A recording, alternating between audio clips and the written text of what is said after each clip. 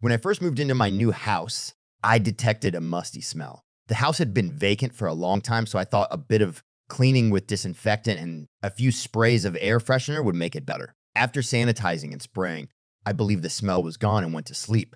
However, the musty odor persisted, even waking me up during the night. It was a strong, gloomy smell, like sadness permeating the air. I called a plumber to check the drainage pipes, but he didn't smell anything unpleasant and assured me that the air freshener had covered it all. I tried to dismiss it as my imagination, thinking that was just adjusting to the new surroundings, but the smell became unbearable. I searched for its source until I found a drain in the kitchen emitting the odor. It seemed as if there were decomposed bodies inside. I cleaned the drain thoroughly with disinfectant and bleach, but every time I used air freshener, the smell intensified. The obsession haunted me, especially at night when I heard a child crying from the drain. That night, fear and horror kept me awake until 2 a.m. Before entering my room to sleep at 3, I heard a crying sound coming from the hallway. Startled, I witnessed the apparition of a little girl walking toward the kitchen before disappearing into the drain. The image was vivid, a sorrowful face with tear-soaked eyes frozen in place. This couldn't be a coincidence. I stayed awake until morning, changed my clothes, and went to find the building's caretaker.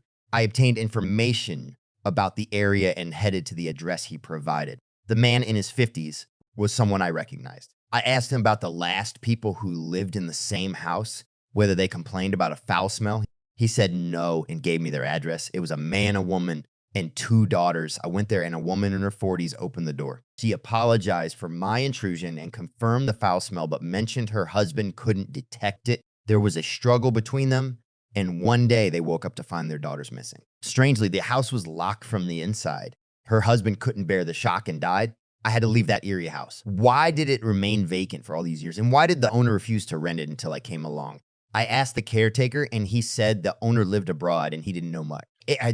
All he knew was that the owner called the day before my arrival saying to rent the house to the first person who comes.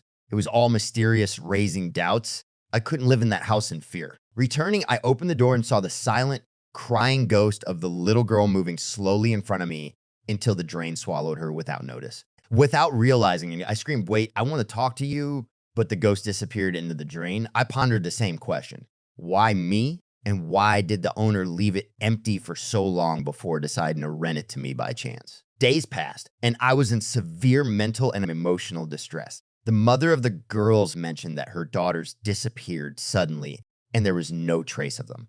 Even the police failed to solve the mystery. I called a friend who's an officer and asked him to look into an old case file related to the disappearance of 2 girls in the area. Luckily, the officer was in the same department. He took me to the archives, and among numerous files, I felt a sting in my chest. I searched until I found the file.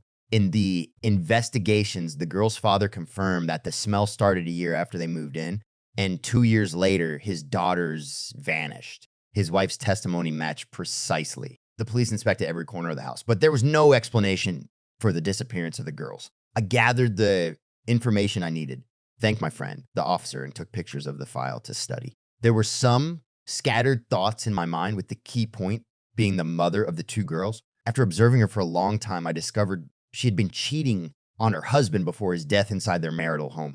However, all this had no connection to the disappearance of the 2 girls. One Friday after prayer, I entered my room to rest and dreamt of the girls playing inside the house. Suddenly, I heard screams and cries, waking up in shock, wondering if the mother was torturing the girls. I drank water and felt a sense of despair. In the house, there was a locked room that I opened, finding it clean. I sat on the floor, approached the wall, and started screaming, hitting my head against it. I went to the bathroom to clean the blood and sterilize the wound. So upon returning, I noticed the wall paint on the floor as if there was a small hole due to my head hitting it. I searched for something to hit the wall and found a hammer.